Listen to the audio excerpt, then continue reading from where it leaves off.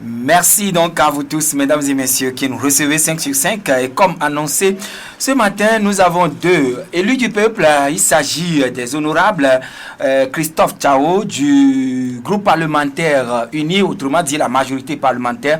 Honorable Christophe Tchao, bonjour. Bonjour. Merci d'avoir accepté d'être en direct sur Victoire FM pour éclairer la lanterne des auditeurs ce matin. Avec plaisir. Voilà. Et en face de lui, ou à ma gauche, moi, c'est Maître Isabelle Manavi Ameganvi, également députée à l'Assemblée nationale et présidente du groupe parlementaire, le désormais groupe parlementaire ANC. Encore une fois, Maître Isabelle Ameganvi, bonjour. Bonjour. Alors, ma question, la toute première, directement à vous, Maître Isabelle Ameganvi. On se rappelle, le 19 novembre dernier, vous, à l'ANC, vous avez soutenu le cas, elle a dit, dans une initiative pour aller déposer une proposition de loi portant sur les réformes constitutionnelles et institutionnelles. En tout cas, cette proposition est en étude actuellement à l'Assemblée nationale, mais connaît depuis une semaine déjà un nouveau blocage. Maître Isabelle Ameganvi, les Togolais veulent savoir qu'est-ce qui fait blocage au niveau de cette proposition de loi en étude à l'Assemblée nationale. Bon, d'abord, je voulais corriger quelque chose. Nous n'avons pas soutenu le carré a dit pour déposer la proposition. C'était une proposition commune qui a été déposée par les députés de l'opposition parlementaire. En tout cas, si moi j'avais eu à poser la question, c'est qu'ils avaient pris l'initiative et puis ensemble vous aviez... L'initiative avait été décidée lors du conclave, à la toute première réunion du conclave, alors qu'ils y étaient encore. Bon, enfin, on ne veut pas revenir sur la polémique. Toujours est-il que c'est ensemble et de manière concertée que cette proposition de loi a été déposée. En réalité, je crois que parler de blocage, c'est peut-être trop dire. Nous avions, nous les initiateurs, soulevé, après avoir pris connaissance de l'article 110 du règlement intérieur de notre Assemblée, soulevé un problème que nous avions partagé ensemble en commission, puisque le texte, une fois déposé, a été envoyé à la commission des lois, et donc soulever le fait que l'article 110 du règlement intérieur, qui organise, en renvoyant à l'article 144 de la Constitution, la procédure à suivre pour l'étude, l'adoption d'une proposition de révision constitutionnelle, ne parle pas d'un renvoi préalable, d'une étude préalable en commission du projet de loi ou de la proposition de loi. Je l'avoue que c'était un article qui a échappé à tout le monde, finalement, lorsque le projet de révision constitutionnelle initié par le gouvernement avait été envoyé.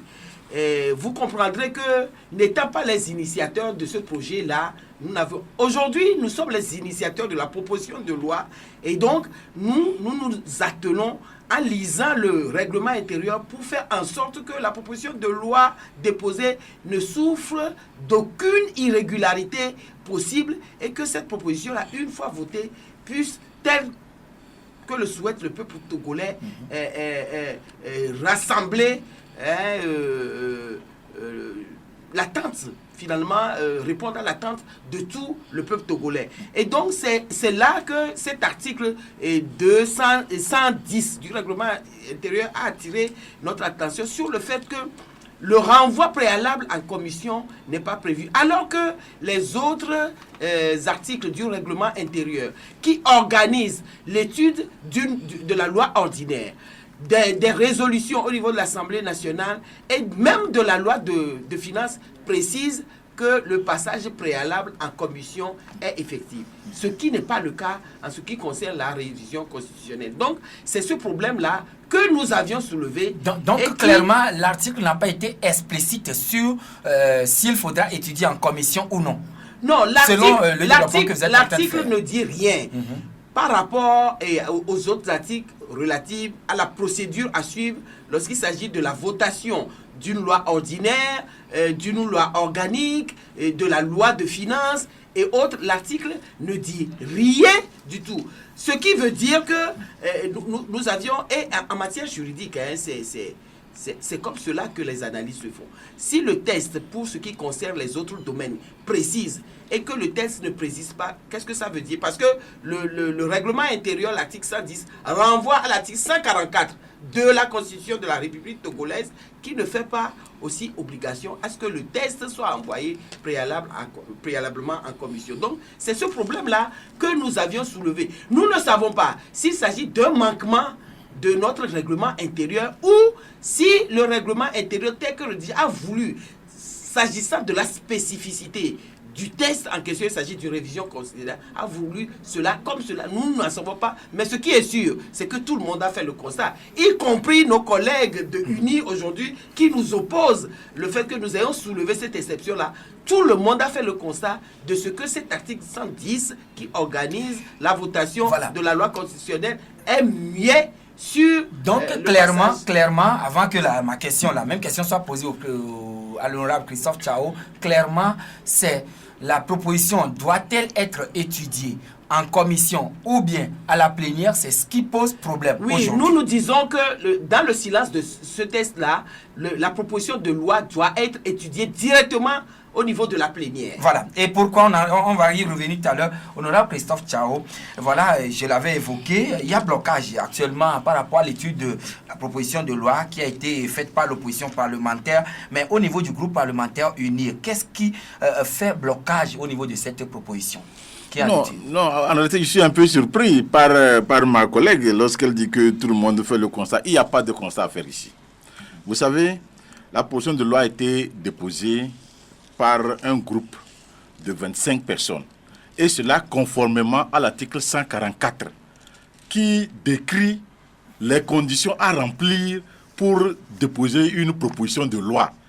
L'article 144 dit qu'il faut 1/5 des députés, c'est-à-dire nous sommes 91, donc il faut à peu près 19 signatures, 19 députés qui puissent formuler une proposition de loi pour tel ou tel aspect de la vie parlementaire. Alors maintenant, nous avons eu 25 députés qui ont signé la proposition de loi, ce qui est tout à fait conforme à l'article 144. Maintenant, lorsque la commission, la conférence des présidents s'est réunie, lorsque la proposition a été déposée, nous avons pris connaissance de cette proposition en conférence des présidents. Et nous avons 9 commissions, plus les 4 membres du bureau de l'Assemblée, plus le président du groupe parlementaire uni et le président du groupe parlementaire ANC. Donc vous avez environ 16 ou 17 personnes qui forment donc la conférence des présidents.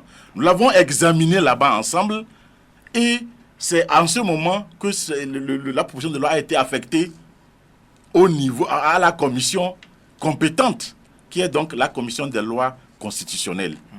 Alors, jusque-là, tout allait bien. Pour nous, la commission devait se pencher sur l'étude de la proposition pour que la plénière puisse, d'une façon, disons, simple, aller donc au vote.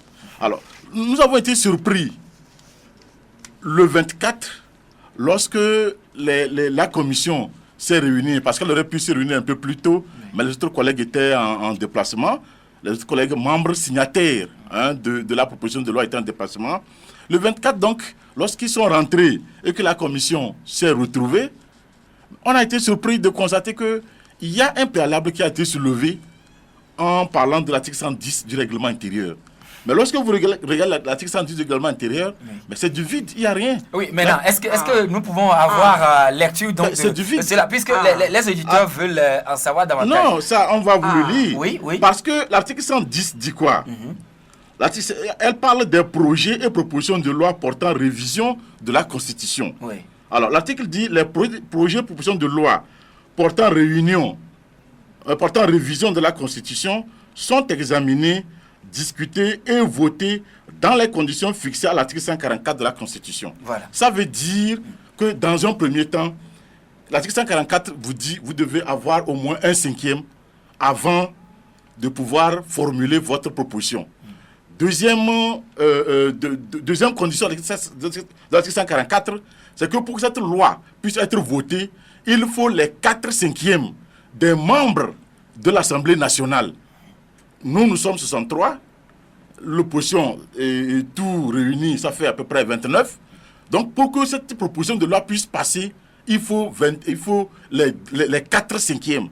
C'est en ce moment que la Constitution peut être modifiée. Maintenant, quand vous prenez l'article 34, qui organise du règlement inter-assemblée nationale, qui dit ceci: au début de chaque législature, après l'élection du bureau de l'Assemblée nationale, l'Assemblée nationale constitue pour l'étude des affaires dont elle doit connaître 9 commissions permanentes, comprenant chacune au moins 8 députés. La dénomination et les compétences des commissions permanentes sont fixées comme suit. Vous avez 1, la commission des lois constitutionnelles, de la législation et de l'administration territoriale. Ça, c'est la dénomination. Maintenant, ces compétences, elle est compétente pour connaître cette commission. Cette commission des lois constitutionnelles que je venais de citer est compétente pour connaître des lois constitutionnelles, des lois organiques, des lois, des règlements, lois électorales, droit administratif, organisation judiciaire, droit civil, commercial, pénal, pétition, administration générale et territoriale de l'État. Voilà. Ça, c'est la tâche dévolue à cette commission. Donc, du coup, lorsque il y a une proposition de loi ou un projet de loi qui porte sur la révision de la Constitution, cette commission qui est compétente pour connaître de la proposition et ensuite faire son rapport au niveau de la plénière. Maître Isabelle Améganvi, tel que M. Christophe Tchao, disons, honorable Tchao vient de le dire, cet article 34 du règlement intérieur de l'Assemblée nationale explicite un peu les missions de cette commission. Est-ce que vous souscrivez pleinement à cela? Ou bien vous avez, puisque vous secouez la tête? Non, pas du tout. Pas du tout, puisque l'article 34 cité pose les principes généraux des commissions au niveau de l'Assemblée nationale. C'est le principe général. Maintenant, est la dénomination des commissions. Mais ce qui est tout à fait différent de la procédure. Parce que là, nous sommes en train de parler de problèmes de procédure, pas de problème de dénomination d'une commission, ni de compétences de cette commission-là. Nous sommes ici, le problème qui se pose à nous est un problème de procédure. Et vous savez, en matière juridique, quand on parle de procédure, il s'agit de... On a l'habitude de dire que c'est des règles d'ordre public. Ça veut dire que c'est des règles auxquelles on ne peut pas déroger. On est en train de parler d'un problème de procédure. Et vous voyez, je vais vous lire, conformément à ce que j'ai dit tout à l'heure, sur la votation, la loi ordinaire, la loi organique, je vais vous lire les articles qui concernent la procédure dans ce domaine-là. Et vous verrez la différence par rapport à la loi de révision constitutionnelle. Pour la loi, s'agissant de la loi ordinaire, c'est l'article 82, le point 10, qui dit « Les projets de loi et les propositions de loi sont, après l'annonce de leur dépôt, renvoyés à l'examen de la commission compétente ou d'une commission spéciale de l'Assemblée nationale dans les conditions prévues à l'article 39 ci-dessus. » C'est ce que dit l'article 82 s'agissant de la loi ordinaire. Maintenant, pour ce qui concerne, il y a aussi à l'Assemblée nationale, nous pouvons prendre des résolutions, dans certains cas aussi, qui constituent aussi, je dirais, un test qui peut faire l'objet de vote et autres.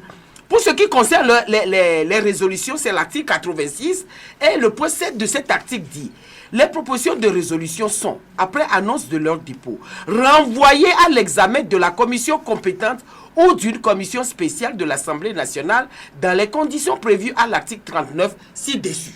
Ça, c'est pour les résolutions.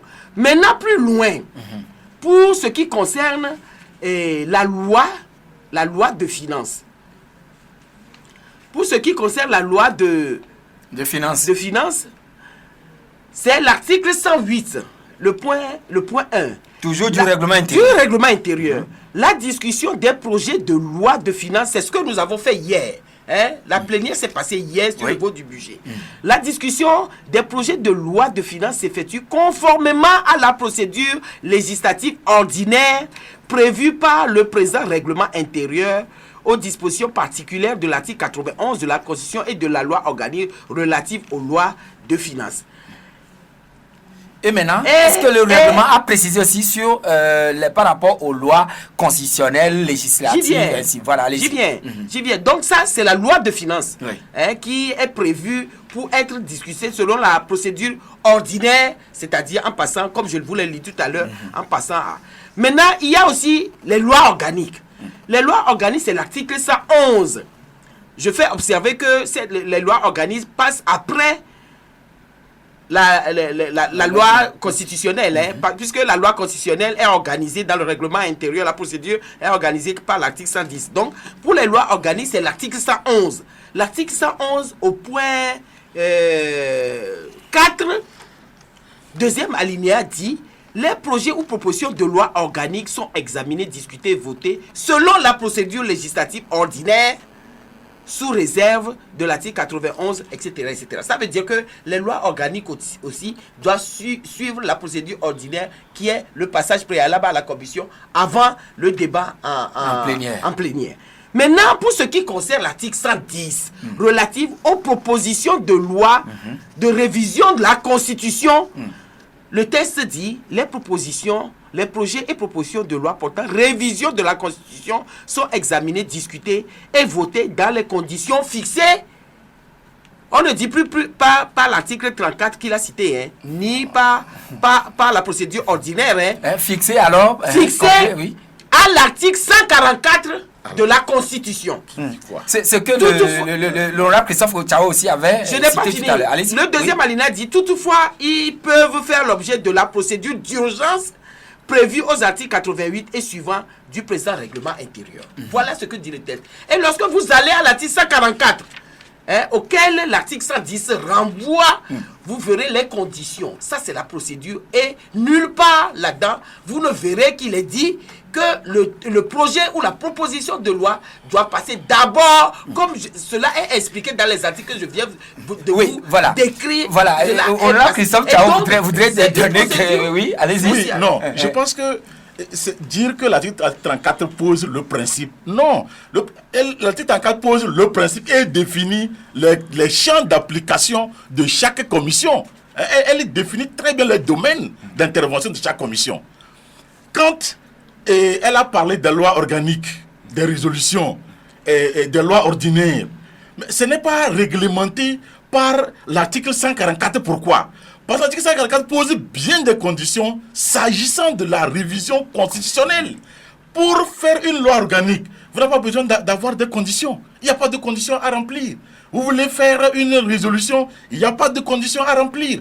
Mais vous voulez faire une révision constitutionnelle, il y a des obligations que vous devez remplir. 1. Réunir au moins 19 signatures des députés. De 2. Pour que cette révision passe, il faut les 4/5. Voilà les dispositions particulières de l'article 144. Concernant la révision constitutionnelle. Maintenant, pour le reste, il n'y a pas de conditions posées ni dans le règlement intérieur, ni dans la Constitution pour pouvoir soumettre une loi organique, une loi ordinaire ou autre. C'est pour ça que, au niveau des autres cas qu'elle a cités, ça a été clairement dit. Mais au niveau de l'article 110 du règlement intérieur, ça a été renvoyé à l'article 144 de la Constitution qui pose les conditions. Parce que là, nous sommes en mode de révision. Et vous le dites, c'est question de procédure qui est aujourd'hui le blocage. Non, je n'ai même pas fini. Honorable Nakat, oui, Christophe Tchao, oui, je n'ai même pas fini. Vous savez,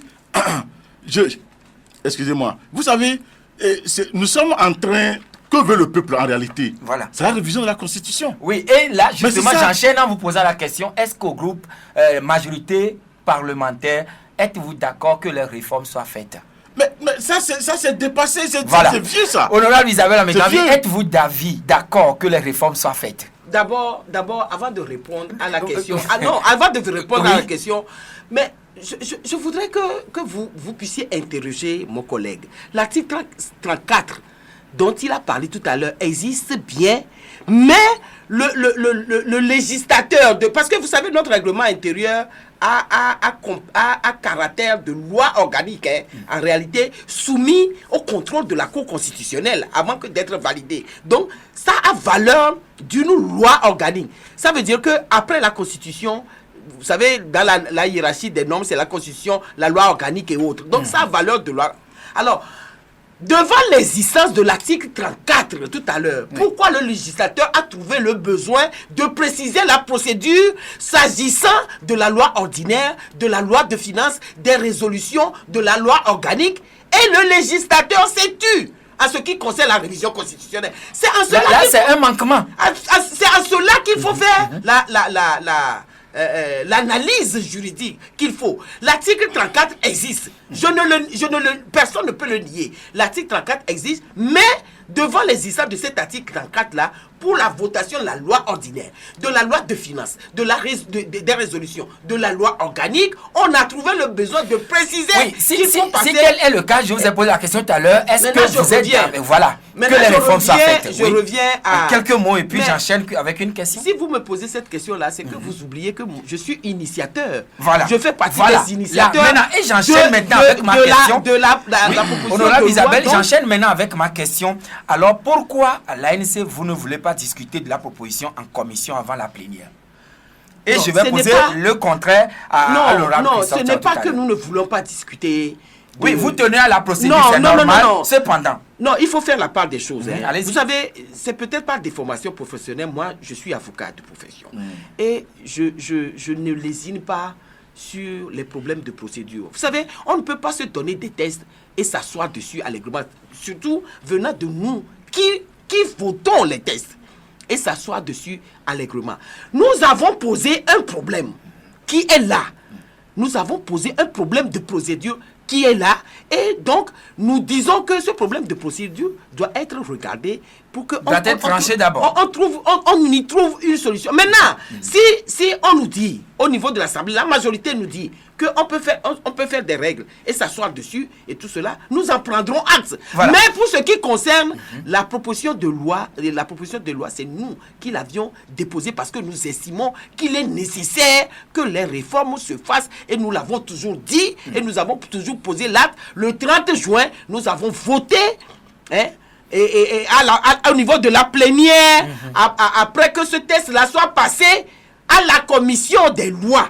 Et vous aviez dit que c'était pas ignorance, ou bien vous auriez omis de se référer à ces tests-là. Nous n'étions pas initiateurs. D'accord. De ce projet. Maintenant, j'enchaîne et je repose la même question. Honorable Christophe Tchao, vous êtes de la majorité parlementaire. Pourquoi, au-delà de tout, vous ne voulez pas aller à la plénière pour les amendements et voter les réformes? Non, vous savez, ce qui nous tue ici, c'est l'interprétation. Quand vous prenez les deux textes, règlement intérieur ou constitution, il n'est écrit nulle part. Donc les gens font une interprétation. Or, nous avons des articles assez clairs, comme le 39 qui définit le champ d'application, qui peut nous faciliter le travail. Mais quand on fait des interprétations, on lit entre 2, 3 articles et on veut interpréter, c'est là où le problème de procédure se pose. Nous, on ne peut pas... Ça ne s'est jamais vu. Ça ne s'est jamais vu qu'une proposition de loi ou un projet de loi arrive dans une assemblée nationale, je parle de façon générale et universelle, et que cette proposition ou ce projet aille directement à la plénière. À la plénière, comment ça se fait? C'est que la commission qui fait l'étude de la proposition de loi ou du projet fait un rapport. Et dans ce rapport, elle fait une recommandation pour dire, par rapport au travail que nous avons fait, nous estimons que c'est une proposition satisfaisante, et par conséquent, nous invitons la plénière à voter favorablement ce travail-là. Alors, maintenant, on prend un texte qui est là, sur lequel on doit d'abord discuter, trouver un consensus avant de le présenter, avant de présenter le rapport en plénière. On le prend tout dru, on l'amène en plénière. Comment ça va se faire? Alors, nous estimons que le travail de fond doit se faire au niveau de la commission, pour que nous puissions arrondir les angles, et ensuite le texte ira au niveau de la plénière. Oui, maintenant, quand la loi est votée, soit en plénière ou bien subit des amendements en plénière ou bien en commission, est-ce que celle-ci ne demeurera pas toujours une loi pour la République? Maître Isabelle Amigan, puisque entre-temps, vous parlez un peu de... vous faites allusion au juridisme, si je peux le dire ainsi, en quelque sorte. Non, c'est pas du juridisme. Vous savez, c'est une question de... Oui, c'était interprétation de vos dispositions. Dire que c'est du juridisme, c'est péjoratif. Ah, d'accord. Ce n'était pas quand même l'idée de ma question. C'est cela que on tente, la majorité tente de nous imputer en disant que c'est du juridisme. Mais moi, du juridisme, à partir du moment où la loi prévoit une procédure, moi j'estime que cette procédure devait être suivie. Aujourd'hui, nous avons ouvert le débat en ce qui concerne l'article 110. Aujourd'hui, nous avons posé le problème. Maintenant, il faudrait que nous, députés, nous prenions nos responsabilités. S'il s'agit d'un manquement du règlement intérieur, parce que c'est une œuvre humaine, le règlement intérieur de l'Assemblée nationale. Je faisais partie de la commission qui a revisité le règlement intérieur en début de procédure. Bon, peut-être de législature. Peut-être que nous n'avions pas, au moment où nous révisions, eu l'idée que nous serions confrontés aujourd'hui à ce problème. Le problème est là, mais au moment où nous avons soulevé ce problème... Mais maintenant, il semble tout à croire que quand vous avez des blocages pareils, c'est à la Cour constitutionnelle de trancher ou de régler cela. Oui, mais à la Cour constitutionnelle... Est-ce que celle-ci a été saisie? Ce n'est ni les initiateurs, ni la commission des lois qui est compétente pour saisir la Cour constitutionnelle, parce que la saisie de la Cour constitutionnelle, ça aussi, c'est un problème de procédure. C'est le président de l'Assemblée nationale. C'est tel qu'elle le dit, c'est ça? Non, c'est le président de l'Assemblée nationale qui a compétence pour saisir la Cour constitutionnelle pour avis. Pour avis, si on estime que nous sommes confrontés à un problème d'interprétation d'un texte du règlement intérieur, parce que je vous ai dit tout à l'heure que le règlement intérieur a valeur de loi organique, et donc à partir de ce moment-là, s'il y a un problème d'interprétation d'un article, bon, le président de l'Assemblée nationale a suggéré la dernière fois, a fait la proposition que si ça n'est ainsi, bon, on saisit la Cour constitutionnelle. Seulement, moi je n'ai pas compétence. Pour les initiateurs de la proposition. Il est du ressort du président de la Cour de l'Assemblée nationale. Oui, honorable Christophe Tchao, c'est le cas? Non, mais si le président doit saisir la Cour constitutionnelle, il a aussi de droit, les députés ou bien les initiateurs peuvent aller vers le président de l'Assemblée nationale. Parce que il ne va pas rester de lui-même pour le faire. La commission, je rappelle que la commission, lorsqu'elle s'est réunie à la dernière séance pour constater le blocage en son sein, ils ont relevé 3 possibilités. Alors, ces 3 possibilités, ils ont ramené ça à 2 possibilités. 1, c'est de déclarer la commission compétente pour continuer le travail.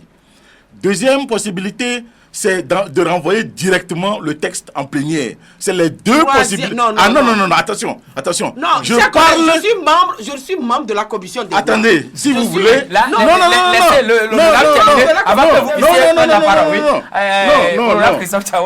Voilà. Moi, j'ai le rapport ici. J'ai le rapport ici. Parce que vous savez, quand la grande commission s'était réunie dans la plénière, on avait dégagé 3 possibilités. Oui. La première, saisir la Cour constitutionnelle. La deuxième, déclarer la commission compétente. Et la troisième, aller directement en plénière. Mais quand la commission elle-même s'est retrouvée à sa dernière séance, elle a ramené l'ensemble de ses propositions à 2. À savoir, la déclarer compétente ou renvoyer directement le texte en plénière. Voilà. Oui, maintenant, si la troisième doit naître, elle naîtra d'elle-même et qu'il faut alors approcher le président de l'Assemblée nationale, particulièrement les initiateurs. Le blocage perdure. Maintenant, est-ce qu'il ne faudra pas sitôt trouver solution à cela, puisque le peuple est suspendu à vous qui est à l'Assemblée nationale? Maître Isabelle Amengavi, vous aviez fait 3 propositions selon l'honorable Christophe Tchao et qui sont ramenées à 2 selon lui. Alors, qu'est-ce qui s'est fait à l'Assemblée, à la commission des lois? Non, à la dernière réunion de la commission des lois, en réalité, la majorité au sein de la commission, parce que vous savez, la configuration de l'Assemblée nationale fait que même au niveau des commissions, les députés unis sont majoritaires. C'est la même configuration au niveau de la commission des lois. Au niveau de la commission des lois, les députés unis sont majoritaires. Maintenant, à la dernière réunion, la majorité donc, des députés ont décidé que la commission des lois serait compétente pour connaître du texte. C'est ce qui avait été dit. Qu'on reconnaisse la compétence de la commission des lois. Et donc, je me rappelle très bien qu'à cette réunion-là, je n'avais pas été, j'avais donné mandat à Maître Dobrouski, le vice-président de notre groupe parlementaire, et vice-président également de la commission des lois à l'effet de me représenter à cette réunion-là. Et donc, selon le compte rendu qu'il m'a fait. Et donc, on a fait le constat de ce que la majorité a décidé de se déclarer compétent dans la commission pour continuer le travail. Donc, à notre sein, nous nous sommes dit, ok, nous prenons acte et normalement les travaux devaient commencer puisque la commission s'est déclarée. Mais ce n'est qu'après que le président de la commission a envoyé, contre toute attente, un courrier en disant que, en réalité, la majorité de la commission s'est déclarée compétente, mais il se trouve que cette majorité-là n'est pas l'initiateur de la proposition de loi. C'est la lettre du président ici. N'est pas l'initiateur donc de cette proposition de loi. Donc la majorité ne peut pas saisir. Ne peut donc pas se déclarer compétent pour saisir et que n'étant pas initiateur. Voilà, c'est sur cela que nous nous sommes séparés aujourd'hui. C'est pour ça que moi, oui, mais est-ce que honorable Christophe Tchao, sinon il y a une lettre qui est ici. Il y a des contre-vérités qu'il faut rétablir. Alors, le 26 décembre, après discussion, les membres de la commission décident de statuer sur deux alternatives, à savoir, 1. La commission se déclare compétente pour poursuivre l'étude de la proposition de loi et faire son rapport. 2. La commission se déclare incompétente afin que la plénière soit directement saisie pour discuter sur la proposition. Voilà les deux, de façon générale, quand ils ont discuté, c'est sur les deux alternatives. Et c'est par rapport à ça qu'ils ont rédigé leur PV. Donc, maintenant, c'est dans les discussions, dans les échanges de messages entre la commission et le vice-président, le président dit, mais non, c'est ainsi que la majorité qui souhaite discuter cela en commission fasse le travail. Lui dit non, nous on ne peut pas discuter puisque la majorité n'est pas l'initiatrice. Voilà, c'est ça, l'initiatrice. Il faut que les initiateurs soient aussi présents pour que nous puissions avancer. Donc, si c'est la majorité qui doit se réunir, au niveau de vous qui avez initié cela, au regard de la lettre qui vous a été envoyée, pourquoi n'avez-vous pas saisi le président de la Cour constitutionnelle pour le moment? Ou disons la Cour constitutionnelle? Non, moi je crois que pour un avis, un avis à demander à la Cour constitutionnelle, c'est le président de l'Assemblée nationale. Oui, comme le président de l'Assemblée nationale vous renvoie. Le problème se pose, non, le problème se pose pas à nous, en tant que députés initiateurs seuls. Députés initiateurs, nous avons soulevé un problème. Le problème a été amené en commission. Et c'est au niveau de la commission que nous sommes confrontés donc à l'opposition entre ceux qui défendent la compétence de la commission et que ceux qui soutiennent que l'article 110 n'amène pas en commission. À partir de ce moment-là, c'est une crise, je dirais même à la limite institutionnelle au sein de l'Assemblée nationale. Oui, et donc c'est de la compétence du président de l'Assemblée nationale. Si on doit saisir la Cour constitutionnelle pour avis, de le faire, non pas les initiateurs. Est-ce que la Cour constitutionnelle peut s'auto-saisir dans cette affaire? Non, elle ne peut pas s'auto-saisir. Voilà. Maintenant, nous allons permettre aux Togolais qui vous écoutent de vous poser des questions. Alors, nous allons ouvrir maintenant l'antenne sur le 22 21 80 99 92 02 80 63 pour être en direct avec nous et poser vos questions à nos deux invités. Il s'agit donc de l'honorable Christophe Tchao du groupe parlementaire. Ça vient, je pense. Non, je n'arrive pas le truc à penser là. C'est fait maintenant. Et nous avons le premier intervenant en ligne avec nous. Bonjour. Bonjour, Joshua. C'est M. William. Oui, allô? Oui, bonjour. Bon, je voudrais poser la question à M. l'honorable Tchao. Bonjour à vos invités aussi. Oui, bonjour, oui. Et il y a un problème que Madame Isabelle Amegadi est en train de poser. Elle est en train de dire qu'il y a des problèmes de procédure. Vous êtes des députés qui doivent voter des lois. Elle est en train de poser des problèmes de procédure. Maintenant, vous pouvez défendre ça là d'abord pour pouvoir voir ce que Isabelle Amegadi est en train de dire. Est-ce que c'est normal ou bien ce n'est pas normal? Elle est en train de parler de procédure. Voilà ce qui s'est passé avec les 9 députés. Voilà ce qui s'est passé avec M. Tarko. Il y a des procédures. Merci.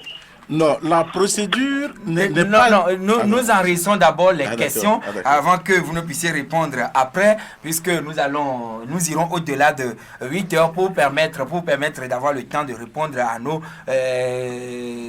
auditeurs qui sont en ligne. Alors, on va prendre un autre intervenant sur le 22 21 80 99. Allô? Allô, bonjour monsieur. Oui, bonjour. C'est monsieur comme la vie. Oui, je me demande. C'est monsieur comme la vie. Oui, je veux savoir. Oui, c'est comme la vie. Oui, c'est comme la vie. D'accord. Oui, je voulais demander à madame à Isabelle, à savoir, maintenant la commission est déjà constituée depuis. Maintenant, c'est qu'on ne connaît pas l'autorité ou bien la compétence de cette commission. Il semble qu'il y a quelques soucis là, nos invités. Allô? Allô? Allô? Allô? Allô? Ok. Quelques soucis pour bien vous écouter. Et là, maintenant, nous allons quand même poursuivre le débat ici. Alors, entre-temps, vous avez eu à suivre le premier auditeur tout à l'heure. La question vous a été posée directement, honorable Christophe Tchao. Et d'abord, votre élément de réponse par rapport à la question qui vous a été posée. Non, je crois que l'auditeur ne saisit pas. Il ne saisit pas. Dans le règlement intérieur de la Constitution, il n'est pas question, il n'y a aucun article qui nous parle de procédure. C'est une façon, c'est une interprétation que l'on fait à partir de l'article. Des dispositions du règlement intérieur, l'article 110 et l'article 144. Il s'agit d'interpréter. Mais ce que nous disons, c'est que l'article 34 qui liste les commissions, leur définit leur champ de compétences, les domaines dans lesquels ces commissions sont compétentes pour intervenir. Lorsque aujourd'hui vous faites un projet ou une proposition de loi sur le foncier au Togo, mais automatiquement c'est la commission agro-pastorale qui sera compétente pour discuter de ça. Mais vous ne trouverez pas dans le règlement intérieur quelque part où c'est dit que ça doit être la commission agro-pastorale, parce que dans la dénomination et la compétence dévolue à cette commission, ça figure directement. Mais vous ne verrez pas la procédure indiquée au niveau du règlement intérieur. Parce que c'est une proposition de loi. Ici, nous avons dit que s'agissant de la révision constitutionnelle, il y a une procédure qui est indiquée. La procédure indiquée, le règlement intérieur, l'article 110, nous renvoie à l'article 144 de la Constitution qui nous décrit la procédure à adopter pour aboutir à une révision constitutionnelle. C'est ça. D'abord, réunir les 1/5 des députés. Ça fait 19. Première condition. Deuxième condition, il faut avoir les 4/5. Qui serait, je pense bien, 72, quelque chose, mais il faut 76. Voilà la procédure qui est décrite. Voilà. Alors, honorable Isabelle Amengavi, je ne peux pas laisser mon collègue dire des choses comme ça. Pour l'exemple qu'il a donné tout à l'heure. Mais c'est la nature de la loi qu'on a discuté qui détermine la compétence de la commission. Alors, il parle du foncier. Il dit que c'est la commission, parce que c'est du foncier, c'est la commission agro-pastorale. C'est pas ça la procédure. La procédure, c'est déterminé parce que la loi qui est envoyée sur le foncier est une loi ordinaire. À partir du moment où c'est une loi ordinaire, la procédure à appliquer à la discussion et au vote de cette loi-là, c'est la procédure déterminée pour la votation de la loi ordinaire. Donc, ce n'est pas parce que la commission s'appelle commission agro-pastorale qu'elle connaît de cette loi-là et que la procédure à initier relève de la dénomination de cette commission-là. Non!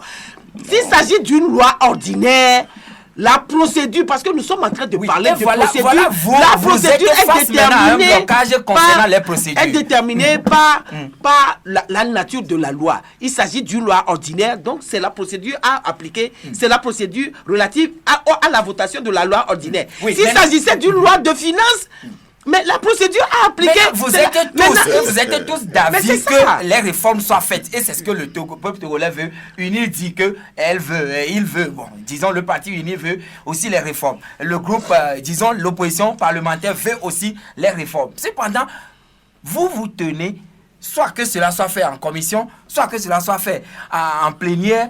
Est-ce qu'il n'y a pas urgence que vous puissiez, chacun ou même les deux, vous puissiez saisir la Cour constitutionnelle? Premièrement... Non, on peut saisir la Cour constitutionnelle, mais je rappelle à l'auditeur qui m'a posé la question que la procédure, article 110, renvoie à l'article 144, réunir les 19, avoir 4/5. Voilà les conditions qu'on pose. C'est le cheminement.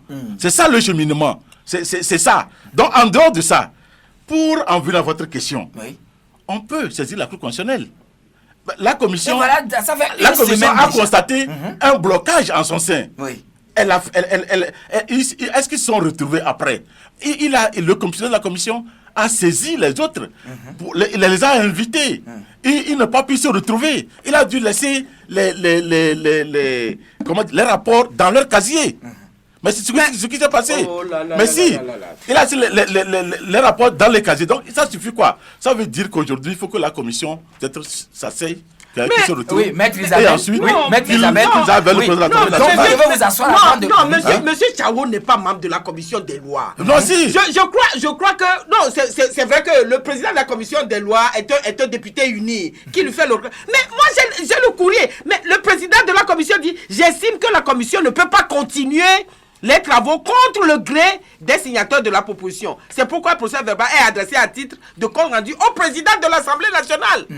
Donc, alors, est-ce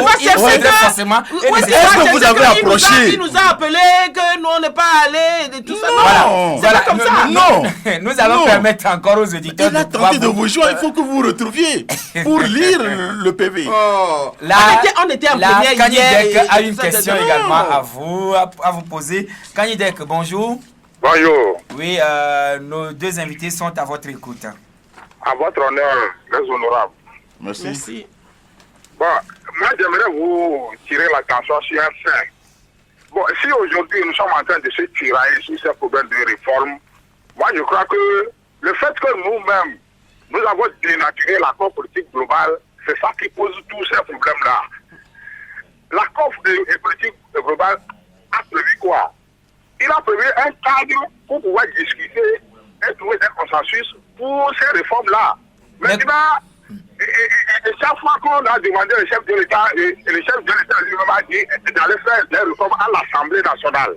Moi, je me suis dit que à l'Assemblée nationale, il doit toujours avoir un blocage.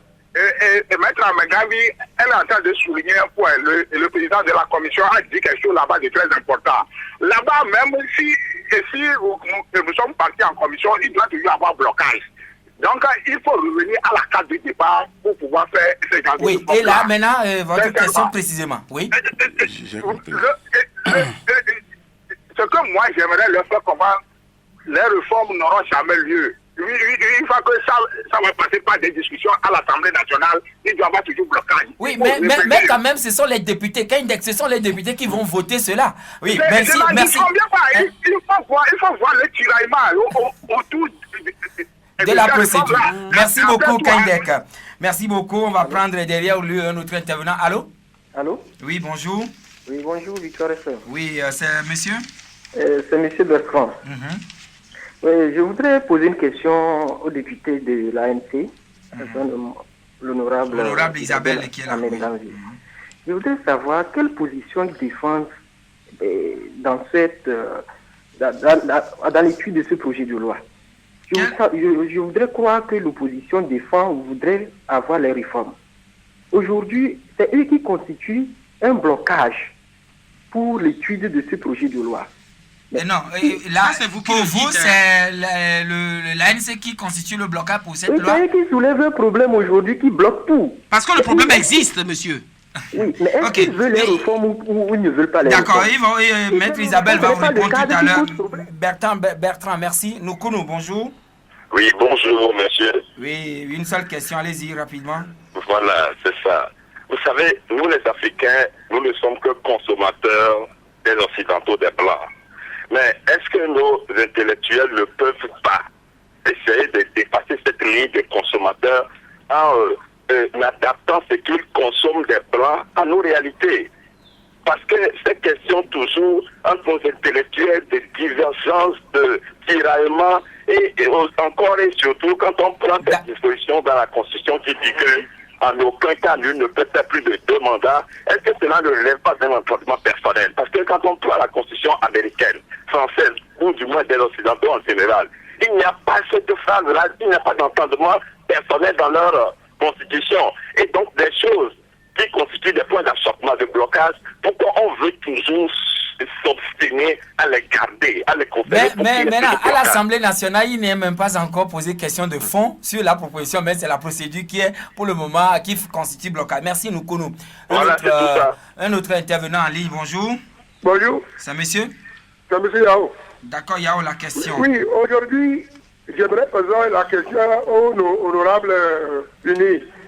Aujourd'hui, les Togolais ont besoin de réformes, c'est-à-dire limitation de mandat et scrutin à 2 tours aujourd'hui. Est-ce que l'UNI a besoin de l'opposition avant de faire les réformes ou bien il a le capable lui-même de faire les réformes? D'accord. Et notre invité va vous répondre. On prend le dernier intervenant qui est en ligne avec nous. Allô, bonjour. Bonjour. Emmanuel. Comment est-ce que vous allez? Oui, nous nous portons bien et en vous? fait, j'ai voulu poser une petite question, une simple petite question. C'est demander à nos 2 honorables s'ils n'ont pas honte de s'afficher ainsi devant le peuple. Je vous remercie. D'accord. Ils vont vous répondre tout à l'heure à ces questions. Alors, pour Kanidek, tout à l'heure, est-ce que ce n'est pas le fait d'avoir dénaturé l'accord politique global signé en août 2006 qui est en train de poser le problème, puisqu'il y avait un cadre prévu par cet accord pour pouvoir discuter de ces questions et que cela n'a pas été fait jusqu'à aujourd'hui?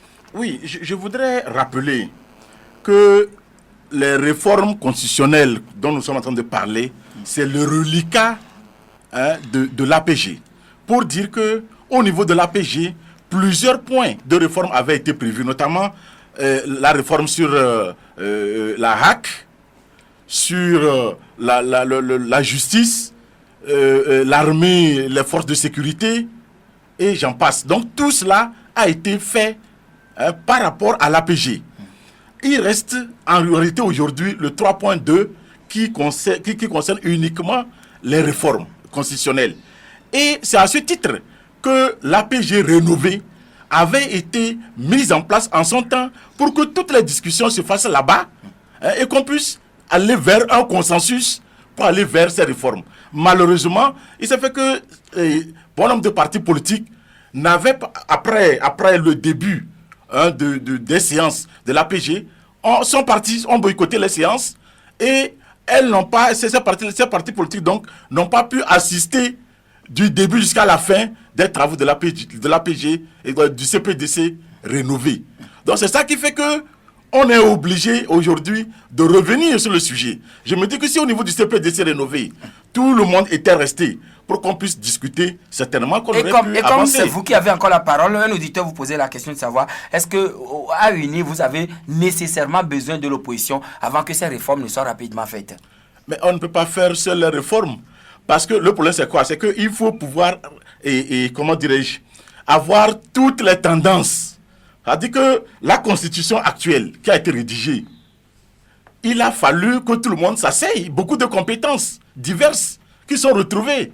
Pour faire les réformes à ce jour, il faut que nous puissions nous aussi nous retrouver avec les autres formations politiques. Si c'est une seule formation politique unie qui doit s'asseoir pour faire des réformes, ça n'a pas de sens. Il faut que tout le monde s'asseye et qu'on trouve des consensus, puisque quand vous prenez, que ce soit, comment dirais-je, la commission, la CEDEAO, que ce soit la CVJR, que ce soit les religieux, que ce soit à tous les niveaux, on parle de consensus. Et ce consensus appelle donc à un dialogue pour pouvoir aboutir à des compromis. À un dialogue inclusif. Voilà, exactement. Et voilà, maintenant, dernière question à vous. Est-ce que vous ne devez pas dépasser la réalité des Blancs pour pouvoir vous adapter à nos propres réalités aujourd'hui dans le pays? Oui, bon, c'est vrai que, en réalité, chaque constitution doit pouvoir refléter les réalités du peuple, les réalités du pays. Et on ne doit pas faire du copie conforme. Mais malheureusement, ce qu'il faut regarder, ce qu'il faut constater, c'est que la plupart de nos textes dans les pays francophones, c'est une émanation des Blancs, des textes de notre pays, enfin, du pays qui nous a colonisés. Maintenant, au-delà, il a voulu aller un peu au fond. Mais je voulais lui rappeler que on n'a pas allé au fond des discussions. Pour le moment. C'est pour ça que nous estimons que lorsqu'il dit en aucun cas, c'est des discussions qui devront se faire au niveau de la commission pour pouvoir tamiser, aller vers le consensus avant la plénière. Voilà, Bertrand lui disait tout à l'heure que c'est comme si c'est l'ANC qui défend Maître Isabelle, qui bloque, les réformes. Vous aviez voulu réagir aussitôt, mais je vous ai dit d'attendre le moment venu. Oui, non, il ne peut pas dire ça parce que l'ANC est initiateur de cette proposition de loi. L'ANC a voté le 30 juin dernier la proposition envoyée par le gouvernement auquel l'ANC s'oppose. Parce qu'il faut rappeler que l'ANC est un parti d'opposition. Et donc, notre action, c'est une action d'opposition par rapport au gouvernement aujourd'hui qui détermine... Quand le texte a été rejeté par la majorité qui soutient le gouvernement, l'ANC avait. Donc, dire que c'est l'ANC qui bloque aujourd'hui, ça n'est pas possible, ça n'est pas défendable. Et nous sommes initiateurs de ce texte-là. Mais ce que je dis, c'est que il y a un problème lié à un problème de procédure que nous avons posé. Nous ne pouvons pas découvrir ce problème-là et nous taire là-dessus parce qu'il s'agit d'un problème de procédure. C'est tout. Donc, pour vous, il revient au premier responsable de l'institution qu'est l'Assemblée nationale de saisir à la limite l'autre institution. À la limite. Bon, ensuite, il y a eu d'autres questions, oui, allez-y. Je crois que la clarification sur cette histoire de blocage par l'ANC et tout ça doit être définitivement levée. Maintenant, l'accord politique global semble être dénaturé. Maintenant, que l'accord politique semble être dénaturé, je suis d'accord avec ce que cet auditeur-là a dit. Parce qu'en réalité, l'accord politique global a fixé la base des réformes. Et le consensus dont parle mon collègue, le consensus a été obtenu.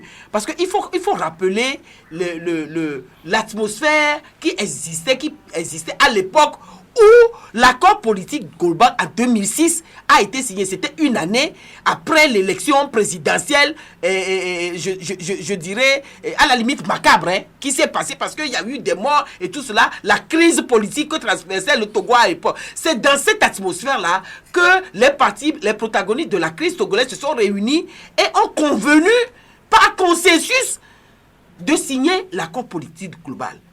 Cet accord politique global parle de différentes réformes à tous les niveaux. Mon collègue Tchao a dit tout à l'heure que c'est le reliquat.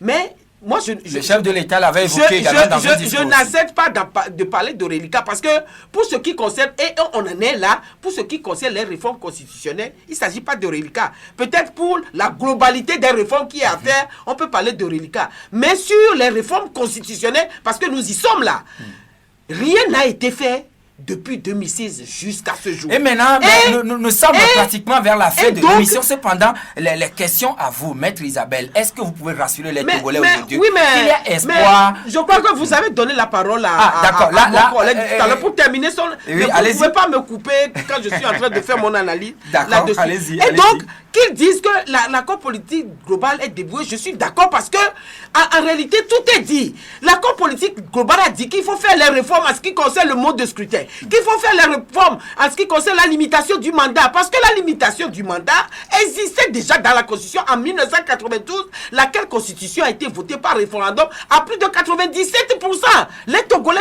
celui qui a dit tout à l'heure qu'en aucun cas... Moi, j'ai été rapide. En aucun cas, là, pourquoi on met ça dedans? C'est les Togolais qui ont voulu que ça soit comme ça, parce que la Constitution de 92 est tirée d'une histoire, de l'histoire de notre pays qui a concerné la confiscation par un seul homme du pouvoir pendant des années. C'est pour cela qu'on a dit... Nous allons maintenant vous permettre... Moi, j'ai été bref, j'ai ramassé tout à main en bref, mais je n'ai pas pris beaucoup de temps. Voilà, pour pouvoir boucler en toute beauté, je vais vous inviter à écouter cet élément sonore et vous allez donner vos points de vue avant que nous ne puissions vous demander si vous pouvez toutefois rassurer les Togolais que les réformes seront bien faites avant la présidentielle de 2015. Ministre Gilbert Bahara, la dernière fois sur la TVT. Vous voyez, j'ai entendu la députée Améganvi parler qu'il y avait un silence du règlement intérieur sur 2 sujets. Non seulement la révision constitutionnelle, mais également les traités internationaux. J'ai eu l'opportunité de défendre un texte à l'Assemblée nationale il y a environ 2 ou 3 semaines. C'était sur la révision du traité sur le Conseil de l'Entente. Et le texte, donc un traité international, est passé d'abord par la commission des lois avant de venir en plénière. Donc c'est dit qu'il y a des précédents. Le deuxième précédent le plus important me semble être celui de juin 2014. Je n'ai pas entendu dans la classe politique certains dire que si le projet avait été adopté, ils auraient invoqué sa nullité parce qu'il était passé au préalable par la commission parlementaire. Donc, c'est pour dire ceci. Si l'objectif qui est recherché par la classe politique et le peuple togolais, c'est le consensus. Nous avons aujourd'hui une proposition de loi qui n'est pas le fruit de concertation associant toutes les sensibilités et tous les groupes parlementaires à l'Assemblée nationale. Et donc, la meilleure manière de rechercher sereinement le consensus, de débattre et de déblayer le terrain pour que les travaux en plénière puissent se dérouler plus aisément, c'est les travaux en commission. Je crois que tous les Togolais sont de bon sens. Ils comprennent que de 2 choses l'une. Ou on est animé d'une volonté d'aller vers la réforme. Cette réforme exige à la fois le dialogue, l'ouverture, un esprit de souplesse et la recherche de consensus. Si c'est cela, ma foi, on ne peut pas invoquer une procédure qu'on n'estime pas être impérative. La pratique de l'Assemblée nationale consacre une jurisprudence. Si nous ne voulons pas nous limiter au cas togolais, on peut regarder aussi dans les autres pays. Nous pouvons regarder dans notre histoire les révisions constitutionnelles, comment ça s'est déroulé lorsque la loi n'est pas impérative. Et qu'on pourrait, dans un esprit de souplesse, dans un souci d'avancer, se passer d'une procédure qui n'est pas impérative et arriver au but, il faut le faire. Donc j'espère qu'il y aura l'inspiration chez les uns et les autres, qu'on va cesser de s'encombrer d'un formalisme excessif qui n'a d'autre but que peut-être de bloquer les choses. Lorsque une sensibilité politique à l'Assemblée nationale veut bloquer, il y a 2 manières de le faire. Soit on multiplie les amendements pour retarder les discussions, ou alors on s'obstine sur les vices de procédure. J'espère que ce n'est pas cela qui est en train de se passer. Voilà, en 1 minute, Maître Isabelle Améganvi, votre commentaire. Non, mais vous savez, le ministre Bahara est friand de provocation. Hein, c'est à son habitude. Hein, parce que donner des leçons à la matière, moi je ne recevais pas des leçons là-dessus avec du ministre Bahara. Parce que le ministre Bahara fait partie du gouvernement qui a envoyé un projet de loi de révision constitutionnelle le 30 juin. Le sort qu'a subi ce projet-là, il le sait, il n'a rien dit à ce moment-là. Aujourd'hui, c'est nous qui avons déposé. Et donc, je ne vois pas pourquoi nous ferions du dilatoire ou nous bloquerons sur une proposition que nous-mêmes, nous avons demandé. Nous sommes demandeurs. C'est nous qui sommes demandeurs. C'est le président, je le rappelle, le président de l'Alliance nationale pour le changement, M. Jean-Pierre Fabre, qui allait voir le président de la République pour commencer à parler de ce problème de réforme. Voilà. Alors, on n'a pas de leçon de réforme à recevoir du ministre Bahara parce qu'il sait très bien que s'agissant des réformes, ceux qui font le blocage ou de là où vient le blocage, il le sait très bien. Oui, alors, honorable. Oui, non, d'abord, il faut noter que ce n'est pas Jean-Pierre Fabre qui a mis dans la tête du chef de l'État la question des réformes. Non, hein, c'est une volonté du chef de l'État. Ça, c'est d'un. De 2, et je voudrais rappeler que la loi envoyée par le gouvernement, ma collègue est là, elle le sait. Dans l'exposé des motifs, le gouvernement a dit qu'il constate que les partis au dialogue à Togo Télécom ne sont pas arrivés à s'entendre. Sur ce, il nous transmet de façon intégrale les points de discussion pour que nous, à l'Assemblée nationale, on discute et qu'on aille vers le compromis. À partir du moment où la commission des lois constitutionnelles n'a pas pu aller vers ce compromis, nous l'avons naturellement rejeté. Donc voilà. Maintenant, oui, je partage entièrement le point de vue du ministre Bahara. Parce que les procédures, c'est normal. Mais à partir du moment où on sent qu'on peut s'en passer pour aller vers une discussion fructueuse, allons-y. Et ne bloquons pas. Et ma dernière question à vous. Ma toute dernière question à vous, Maître Isabelle Améganvi. Le temps oblige. Est-ce que les Togolais puissent j'ai reçu au moins 4 messages ici qui estiment que vous deux, unir et opposition, vous ne voulez pas les réformer. Est-ce que vous pouvez ici maintenant rassurer les Togolais que les réformes doivent avoir lieu? Non, moi ce que je peux dire, je dois dire, c'est que si nous ne voulons pas les réformes, le peuple togolais observe. les actes que nous avons posés depuis que ce problème des réformes a été mis dernièrement sur le tapis jusqu'au jour d'aujourd'hui. La proposition de loi qui a été déposée, nous sommes les initiateurs de cette proposition de loi-là. Nous n'aurons pas déposé cette proposition-là si nous ne voulons pas des réformes. Oui. Alors, unir veut les réformes. Le chef de l'État le veut, unir le veut. Nous demandons à ce qu'on puisse discuter, s'entendre pour que ces réformes-là se réalisent.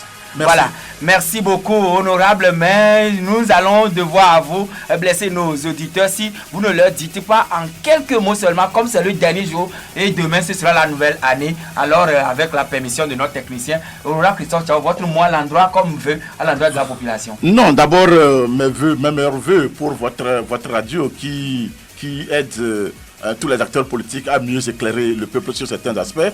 Et puis à tout le peuple togolais, meilleurs vœux, que 2015 soit une année de paix, surtout la paix, et le reste viendra. Merci, honorable Isabelle Amegari. Moi de même, je voudrais saisir l'occasion pour présenter mes vœux les meilleurs. À tout le peuple togolais, vœux de santé, de bonheur, de prospérité et de paix dans notre pays. Je dirais en terminant que la nuit est longue, mais moi j'ai espoir que le jour n'est pas loin. Merci. C'est la fin donc de Audi Actu, dernier numéro de l'année et du mois. Merci à tous qui nous avez reçus chez vous. Tout à l'heure à 9h, Jacob est là. À 13h, l'équipe vous retrouve comme à 18h. Bonne journée à vous toutes et à vous tous.